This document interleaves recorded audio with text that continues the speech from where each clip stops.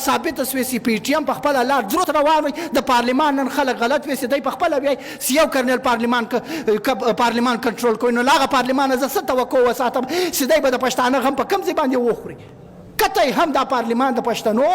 غمخواره نه دی په شپږ اویا کاله تر چې د دې پارلمان په لاره باندې د پښتنو مرګ سوی دی د پښتنو استحصال سوی دی د پښتنو مځکې قبضه سوی دی پښتانه تباه سوي دي پښتنو معیشت تباه سوی دی خو د پنجاب معیشت جوړ سوی دی شپږ اویا کاله کې موږ مرګونه پیدا کړې ځوانان معایدرې ته واچولې جنازې مو وړې په کرکټ کې زموږ دماکه کېږي په فوټبال ګراونډ کې زموږ دماکه کېږي په جنازه کې زموږ دماکه کېږي په هسپتال کې زموږ دماکه کوي سل مړي موږ پورته کړو اتیا مړي موږ پورته کړو په لاهور کې ستا کارخانې جوړېږي په فیصل آباد کې ستا فیکټریانې جوړېږي ستا هلته یونیورسټیانې جوړېږي دا څنګه ریاست سیما ته مرګ دی په شپږ اویا کاله کې او تا ته دا ریاست کې ژوند دی ستا آبادي ده کتی په دې ریاست نه در سره ځو کتی په دې لاره نه در سره ځو چې پښتون به پکې مري او د پنجابي زوی به په آباد کې دې ته به مبارزه خپله سخته په کومه لاره چې عارف وزیر شهید خپل شهادت ورکړي دغه لاره د خړکمر شهیدانو چې کوم خپل شهادت ورکړي د کام دپاره په کومه لاره چې ارمان لوني شهادت ونسي وړی په دغه لاره باندې دا د کوم لاره ده په دې محترم شهید عارف وزیر صاحب ته د شهادت سره ګړونه وړاندې کوم ملګرو د عارف وزیر د پی ټی ایم اول شهید نه و نه د پی ټی ایم آخري شهید دی ارمان لوني شهید سوی د خر کمر په واقعیا کې 15 ځوانان شهیدان سول 4 ټپیان سول دا ریاست چې کله په معذور وجود کې راغلی دی دا ریاست پاکستان چې کله انګریز جوړ کړي په دنیا کې دوه ملکونه دی یو اسرائیل دی یو پاکستان دی چې د مذهب په نامه جوړ شوی دی د کام په نامه نه دی پاکستان کام نه دی پاکستان یو ملک دی او په دې کې پراته قومونه آباد قومونه له په زرهاو کال راسي د خپل مځکې وارثان دي مالکان دي او جبرن پښتانه بلوچستان دا جبرن په دې ملک شامل شوي دي یا شامل کول شوي دي نو د دې تاریخ لکه ورسې دا ملک انګریز جوړ کړی دی د ملک په دې پښتنو د ظلم او جبر او د پښتنو د نسل کشي یو سلسله شروع کړې ده که له بابړې راواخلي بیا تر نن ورځې پورې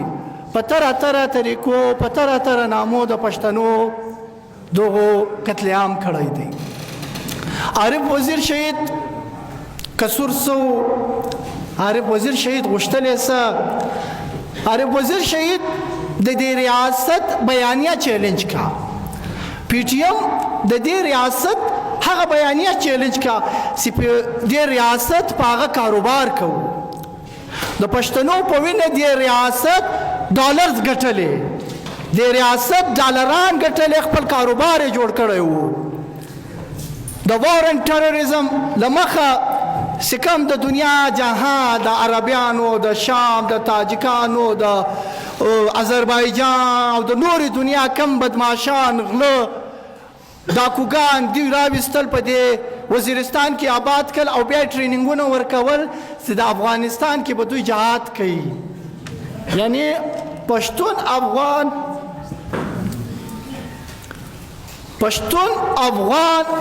مسلمان مړ کولو دپاره دوی دلته د دهشتګردي فیکټریانې خلاصې کړي او جنت په افغانستان کې جوړ کړي چې افغانستان کې جهاد کول پښتانه مسلمانان مړه کول د جنت لاره ده دا د ریاست وکړو د ریاست سره د سعودي ریال شریک ول د ریاست سره د امریکا ډالر شریک و چې امریکن سی آی ای چیف او د پاکستان آی اس آی چیف ته هغه وخت په 1996 کې اختر حسین چې په سټیشن کمانډو په اسلام آباد کې دا جوړ کړو او له دا ځایه فنډینګ ورته کېدو ملګرو د ریاست د پښتنو خلاف یو بیانیه جوړه کړې وه او ما بیانیه دا جوړه کړې وه چې پښتانه ټول انتها پسند دي رجت پسند دي دهشتګرد دي د 9/11 بعد نو د پښتنو د ختمولو دپاره دوی دنیا ته دا وایي چې پښتون معنی طالب پښتون معنی دهشتګرد که پښتون دهشتګردي به وي که پښتون طالب به وي نو پښتنو ختمېدا د طالب ختمېدا ضروري ده په دې کې د ریاست وی ګټې کولې یوې له دنیا پیسې ټولولې بلې د پښتنو هغه وطن چې خدای ورکړي له معدنیاتو ډک وطن سل وزیرستان یې راواخې بیا تر چمنه، له چمنه یې واخې بیا تر پېښوره، تر سواته، بیا تر کورم ایجنسۍ، تر پاراچناره پورې سیزې، تر بنو سیزې. دغه وطن د یو معدنیاتو ډک وطن دی. په دغه دی قابضه سي او په دغه د قبضهګیریت دی قایمه کي او خپل هغه منصوبې چې په د پښتانه استحصال دی په کوي هغه ته دی دوام ورکي. خپل پنجاب، خپل وطن دی په دې باندې آباد کي. په دې بنیاد باندې دا دنده شروع کړه. پی ټی ایم د هغه بیانیه انکاونټر کړه او دنیا ته دا ور ثابته کوي چې پښتون دهشتګرد نه دی. د پښتون له دهشتګردي سره د جت پسندي سره یو تعلق نشته. پښتون یو پر امن کور دی، خپل یو روایت لري، خپل یو کوډ اف کنډکټ لري. د پښتانه پسند یو بدیدار راسي، هغه په امن باندې سي، هغه په صلح باندې سي. د پښتانه بنیاد چې دی هغه په امن باندې. پښتون یو ترقي پسند قام اوس، یو ترقي په بنیاد، د میانروي په بنیاد، د برابرۍ په بنیاد ژوند کوي. دا انتها پسندي په ما کې په پښتانه خطه کې ته انجکټ کا صرف اور صرف د افغانستان د تباہی دپاره، د جات په نامه، د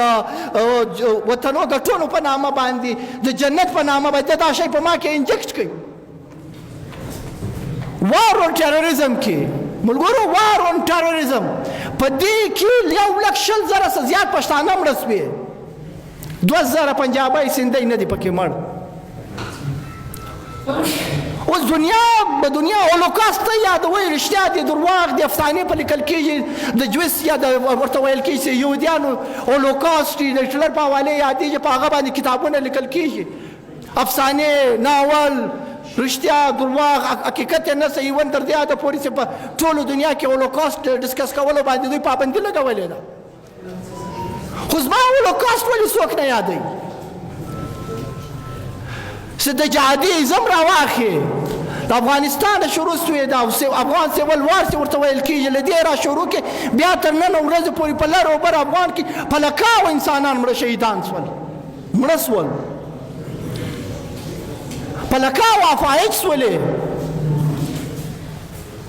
زموږ افغانان له هغه وطنه چې دلته راغلې کونډې په دې پاکستان کې دوی خیراتونه ټولولې،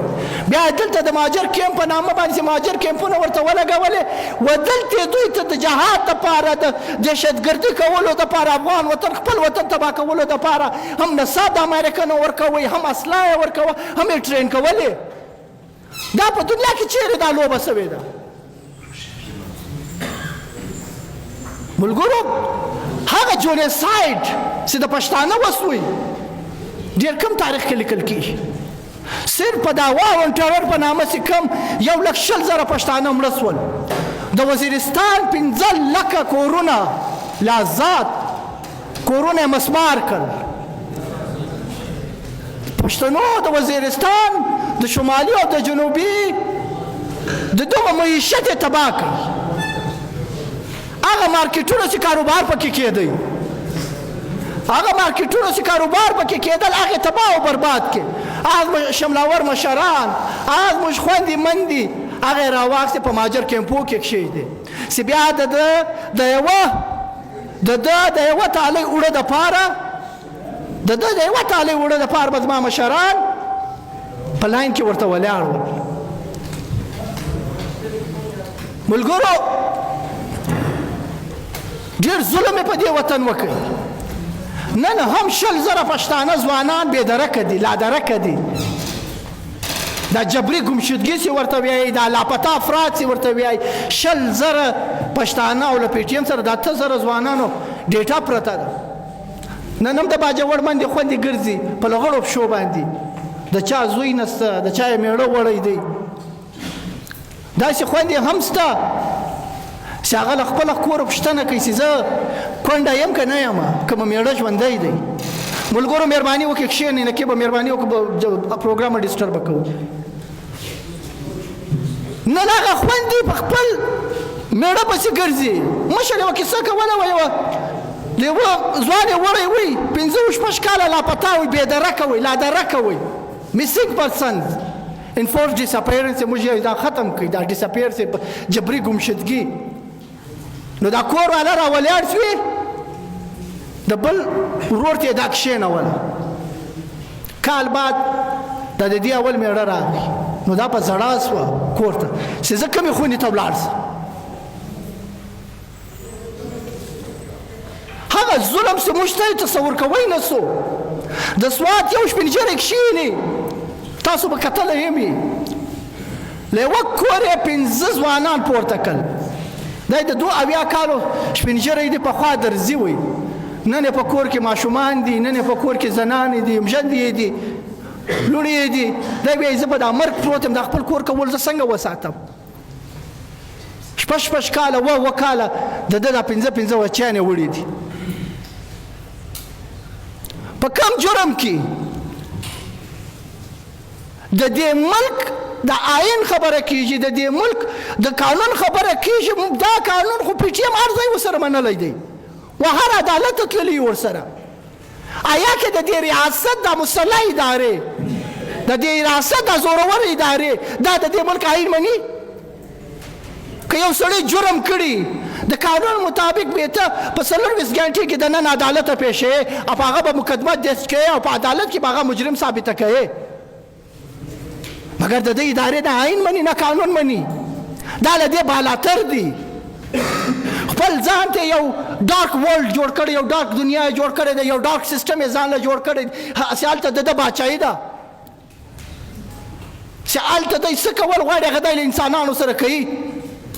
ټارچر کوي یا په حکومتخانو کې تړي کرنټونه ورکوي دا کوم ریاست دی دا کوم نظام دی دا زموږ مندې بچي په دې پیدا کوي دا لوړې په دې پیدا کوي چې د دې ریاست د وار اکانومي لپاره مجبور سو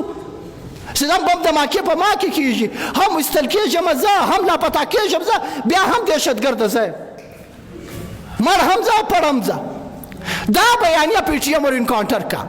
دنیا ته دا ور ثابته کا چې دا دهشتګردي کېدل دا دهشتګردان جوړېدل دا دنیا تباه کول او دا یو خوف راز جوړول دا د ریاست کاروبار دی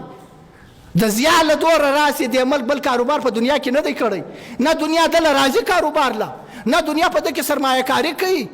صرف په دې نامه باندې د دې دهشتګردۍ په بنیاد باندې د خپل اکانومي چلی د دې جرنیلانو د دې کرنیلانو او د داسې کوم دا ټاورس چې کوم د دوی دا مخلوق چې دلته پروت دی کله یو وزیر اعلی کې کله یو وزیر اعظم کې او د دوی په خولې چلیږي د دغو ژوند ورسمول او بیا امریکا استرالیا کې جزیرې هغه په امریکا کې پاپا جانس خلاصوه دا ټول زما استاد ځوانانو په وینو دي دا ټول زما استاد ځوانانو په مرګو دي مشرف په خپل کتاب کې دا وایي چې ما په زراو ځوانان په امریکا خرڅ کړل چې دا دهشتګرد دي دا ځوانان څوک وي د ریاست پوښتنه وکړه مشرف دا خو یو غیر قانوني غیر انساني کار دی دا کرایم اګینسټ هیومینټي دا د انسانیت خلاف یو جرم دی خو موږ ته پښتنو ته په انسانیت نه کتل کېږي نه دا راته ویل کېږي چې انسانان یاست دا د دې ریاست بیانیه وه نن خلک کښېني انټرویو ورکوي او خبره کوي چې موږ د دې ریاست بیانیه انکاونټر کړې ده نه جی ته به ولې په پی ټي ایم کې خو دا بیانیه پی ټي ایم انکاونټر کړې ده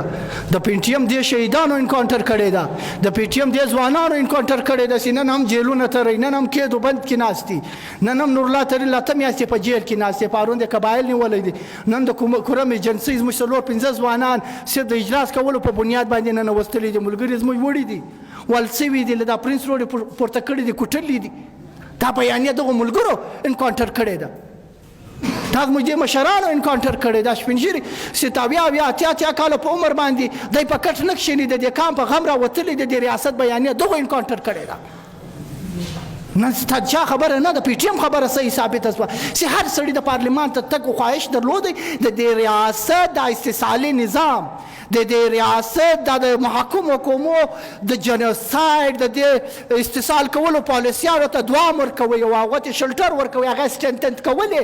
هغه نن هغه ثابته شوې چې پی ټي ایم په خپله لار درست روان وي د پارلمان نن خلک غلط وي چې دی په خپله بیا یو کرنل پارلمان کنټرول کوي نو له هغه پارلمانه زه څه توقع وساتم چې دی به د پښتانه غم په کوم ځای باندې وخوري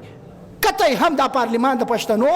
غمخواره نه دی. په 80 کاله تر چې د دې پارلیمان په لیاره باندې د پښتنو مرګ سوی دی، د پښتنو استحصال سوی دی، د پښتنو مځکې قبضه سوي دي، پښتانه تباه سوي دي، پښتنو معیشت تباه سوی دی، خو د پنجاب معیشت جوړ سوی دی.